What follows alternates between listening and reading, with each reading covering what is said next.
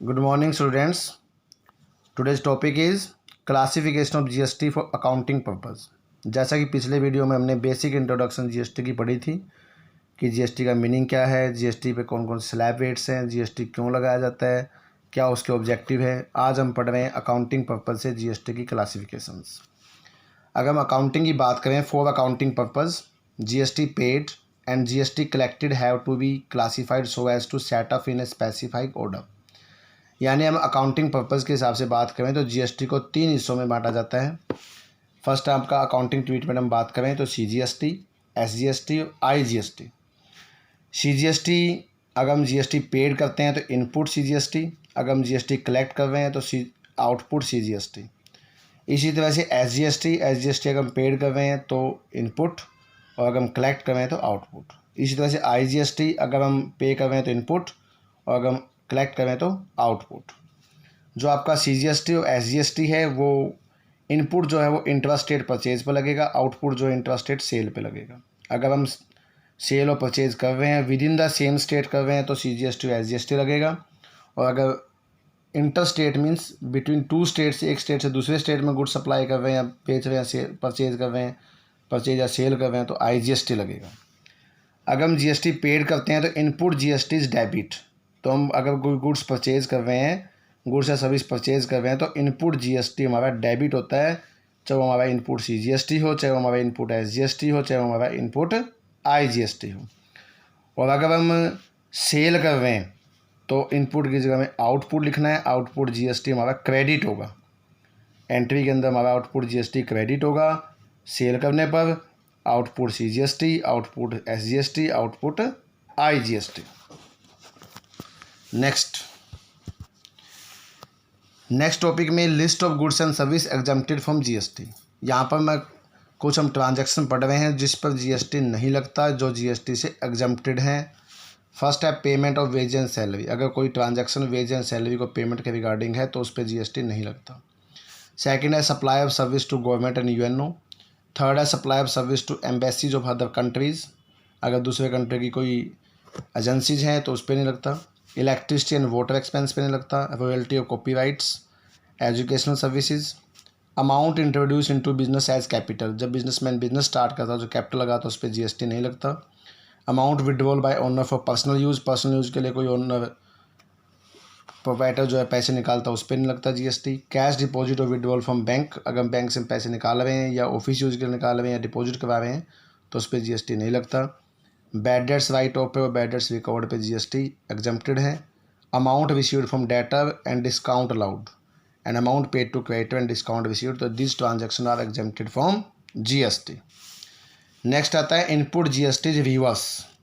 जैसा कि मैंने आपको बताया था कि परचेज और सेल के केस में, परचेज के केस में आपका जो इनपुट जीएसटी वो डेबिट होता है, लेकिन अगर कुछ एंट्रीज ऐसी होती हैं जो परचेज के अपोजिट हैं, जैसे परचेज रिटर्न या यूज़ ऑफ गुड्स, इसके अंदर आपका परचेज अकाउंट क्रेडिट हो रहा है तो जो इनपुट एसजीएसटी या इनपुट सीजीएसटी या इनपुट आईजीएसटी वो भी रिवर्स हो जाएगा। So that input GST reverse का मतलब यह है कि इनपुट जीएसटी इन ट्रांजैक्शंस में क्रेडिट हो जाएगा। फर्स्ट पॉइंट आपका परचेज रिटर्न के केस में हो जाएगा। Use of goods at charity में अगर कोई गुड्स यूज़ किए, फ्री सैंपल में गुड्स यूज़ किए उस केस में हो जाएगा। Withdrawal goods for personal use उस केस में, and good loss by fire, flood and goods right of, यानी किसी तरह की कोई गुड्स अगर सेल के योग्य नहीं है तो उस अगर गुड्स को हम राइट ऑफ करें तो इन ट्रांजैक्शंस के अंदर जो है इनपुट एसजीएसटी या इनपुट सीजीएसटी या इनपुट आईजीएसटी आपका रिवर्स हो जाता है। रिवर्स मीन्स क्रेडिट हो जाएगा। नेक्स्ट नोट में यहाँ पे ये है कि अगर हम सेल्स के केस में, जब हम कोई गुड्स एंड सर्विस को सेल कर रहे हैं तो आउटपुट जीएसटी को हम क्रेडिट करते हैं, लेकिन सेल्स रिटर्न के केस में आउटपुट जीएसटी यानी output SGST, output CGST and output IGST debit हो जाएगा, रिवर्स हो जाएगा जर्नल एंट्री के अंदर। नेक्स्ट आता है order of set of input GST against output GST. अब यहाँ पर सेट ऑफ का मतलब क्या है? सेट ऑफ का मतलब ये है कि जीएसटी को कलेक्ट करने के बाद, यानी पूरे साल के दौरान जितना जीएसटी हम कलेक्ट करते हैं या जितना जीएसटी हम पे करते हैं उसको हम सेट ऑफ करते हैं, यानी लायबिलिटी को, यानी उसको हम सेट ऑफ करने का मतलब है कि उसको बैलेंस किया जाता है कि इनपुट जीएसटी हमारा ज़्यादा है या आउटपुट जीएसटी ज़्यादा है। इसको बैलेंस करने के जो प्रोसेस है उसको हम एक डायग्राम के थ्रू समझ सकते हैं। सबसे पहले हमारा जो जीएसटी वो 3 टाइप का हमने बताया था कि एक तो होता है हमारा इनपुट। हमेशा ये ध्यान रखना है कि जो इनपुट जीएसटी है वो आउटपुट जीएसटी से ही बैलेंस किया जाएगा। तो हमारे 3 टाइप के जीएसटी होते हैं, input IGST, input CGST, input SGST. First of all input IGST. अगर क्वेश्चन के अंदर इनपुट आईजीएसटी का क्वेश्चन है तो इनपुट आईजीएसटी को सबसे पहले आउटपुट आईजीएसटी से सेट ऑफ किया जाएगा। अगर आउटपुट आईजीएसटी हमारा कम पड़ जाता है इसके बाद आउटपुट सीजीएसटी से सेट ऑफ किया जाएगा। अगर वो भी कम पड़ जाता है तो फिर आउटपुट एसजीएसटी से सेट ऑफ किया जाएगा। यानी इनपुट आईजीएसटी को पहले आउटपुट आईजीएसटी से, फिर आउटपुट सीजीएसटी से, फिर आउटपुट एसजीएसटी से सेट ऑफ किया जाएगा। अगर आपका आउटपुट ज़्यादा है, फिर भी आउटपुट अगर आपका ज़्यादा हो जाता है तो उसको हम पे कर देते हैं। अगर हमारा इनपुट ज़्यादा जाता है तो फिर उसको कैरी फॉरवर्ड कर देते हैं नेक्स्ट में से सेट ऑफ करने के लिए। नेक्स्ट पॉइंट है आपका इनपुट सीजीएसटी। इनपुट सीजीएसटी को सेट ऑफ करने के लिए सबसे पहले आउटपुट सीजीएसटी का यूज़ करेंगे। इसके बाद अगर कम पड़ जाता है बैलेंस तो आउटपुट आईजीएसटी का यूज़ करेंगे।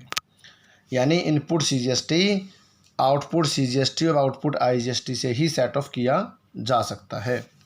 अगर आपका आउटपुट सीजीएसटी ज़्यादा पड़ जाता है तो आप उसको पे कर देंगे गवर्नमेंट को, और अगर इनपुट सीजीएसटी ज़्यादा है तो कैरी फॉरवर्ड करेंगे। नेक्स्ट आपका इनपुट एसजीएसटी है। इनपुट एसजीएसटी सबसे पहले आउटपुट एसजीएसटी से सेट ऑफ किया जाएगा। अगर बैलेंस कम पड़ गया तो फिर आउटपुट आईजीएसटी से सेट ऑफ किया जाएगा। और अगर आउटपुट एसजीएसटी हमारा ज़्यादा है तो हम पे कर देंगे, और अगर हमारा इनपुट एसजीएसटी ज़्यादा है तो हम उसको आगे कैरी फॉरवर्ड कर देंगे। इसका हम कंक्लूजन के तौर पर ये कह सकते हैं कि जो इनपुट आईजीएसटी है या इनपुट सीजीएसटी है या इनपुट एसजीएसटी, यानी किसी तरह का भी जो टैक्स है पहले उसी बैलेंस से सेट ऑफ किया जाएगा जो उसका टाइप है। यानी आईजीएसटी है को आईजीएसटी सेट ऑफ करेंगे, सीजीएसटी तो सीजीएसटी सेट ऑफ करेंगे, और एसजीएसटी तो एसजीएसटी से सेट ऑफ करेंगे। लेकिन आईजीएसटी आप तीनों तरह के टैक्स से सेट ऑफ कर सकते हैं, जबकि सीजीएसटी केवल सीजीएसटी सेट ऑफ होगा, एसजीएसटी एसजीएसटी सेट ऑफ होगा। अगर बैलेंस कम पड़ जाता है तो आईजीएसटी से सेट ऑफ किया जा सकता है या उसके अगेंस्ट लायबिलिटी सेट ऑफ की जा सकती है। नेक्स्ट टॉपिक आता है हमारा goods and services on which GST can not be set of. यानी ऐसी गुड्स एंड सर्विस, ऐसी कुछ ट्रांजैक्शंस हैं जिसमें जीएसटी को आप सेट ऑफ नहीं कर सकते। यानी वो जीएसटी की आप उसको सेपरेट एंट्री शो नहीं कर सकते। यानी कुछ ट्रांजैक्शन ऐसी हैं जिसमें जीएसटी कॉस्ट ऑफ गुड्स का ही पार्ट बन जाता है। तो ऐसी कौन कौन सी ट्रांजैक्शन? फर्स्ट है expenditure on food and beverages, यानी हमने कोई फूड पे खर्चा किया है, रेस्टोरेंट्स के बिल, अगर हम रेस्टोरेंट में कोई भी खाना वगैरह अरेंज करते हैं, खाना खाते हैं या खाने का कोई खर्चा होता है तो उसके ऊपर हमारा जो है जीएसटी सेट ऑफ नहीं किया जा सकता। सेकंड है पेमेंट फॉर हेल्थ इंश्योरेंस।